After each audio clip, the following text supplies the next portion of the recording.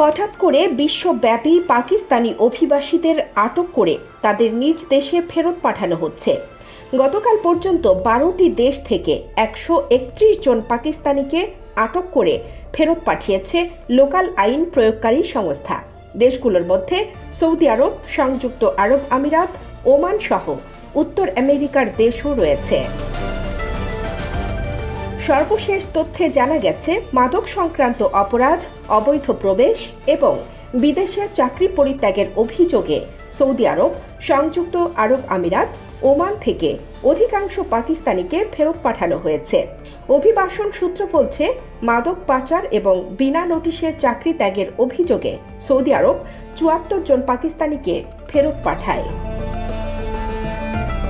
সংযুক্ত আরব আমিরাত অবৈধ প্রবেশ, চুরি এবং মাদক সম্পর্কিত অপরাধের অভিযোগে বেশ কয়েকজন পাকিস্তানিকে আটক করে পাকিস্তানগামী বিমানে তুলে দেয়। তাদের মধ্যে একজনকে আসার পর প্রবেশের অনুমতি না দিয়ে তাৎক্ষণিকভাবে পাকিস্তানে ফেরত পাঠায় আরব আমিরাত। এছাড়াও Oman, Cambodia, Bahrain, Azerbaijan, Iraq ও মেক্সিকো থেকে কয়েকজন পাকিস্তানি নাগরিককে বের করে দেওয়া হয়েছে। পৃথক একটি ঘটনায় মানব পাচারের অভিযোগে অভিযুক্ত 2 ব্যক্তিকে মৌরিতানিয়া এবং সেনেগালের ভিসা বাতিল করে পাকিস্তানে পাঠিয়ে দেয় দেশগুলোর সংশ্লিষ্ট কর্তৃপক্ষ।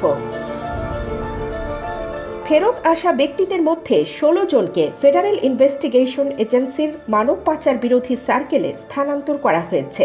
6 জনকে আরও তদন্তের জন্য লারকানা, কালাত, গুজরানওয়ালা, সাহিওয়াল এবং রাওয়ালপিন্ডিতে পুলিশের কাছে হস্তান্তর করা হয়েছে। এদিকে করাচির জিন্নাহ আন্তর্জাতিক বিমানবন্দরের অভিবাসন কর্তৃপক্ষ একই সময়ের মধ্যে বিভিন্ন কারণে 86 জন যাত্রীকে বিমান থেকে নামিয়ে দেয়। অভিবাসন সূত্রের তথ্যানুযায়ী সৌদি আরবে ভ্রমণের ছুক 30 জন ওমরাহ যাত্রীকে অগ্রিম হোটেল বুকিং এবং খরচের জন্য পর্যাপ্ত তহবিলের অভাবে তাদের ফ্লাইটে উঠতে দেওয়া হয়নি। নামিয়ে দেওয়া হয়েছে সাইপ্রাস, যুক্তরাজ্য, আজারবাইজান এবং কিরগিজস্তানে ছাত্র বা অধ্যয়ন ভিসায় ভ্রমণকারী 7 তরুণ যাত্রীকেও।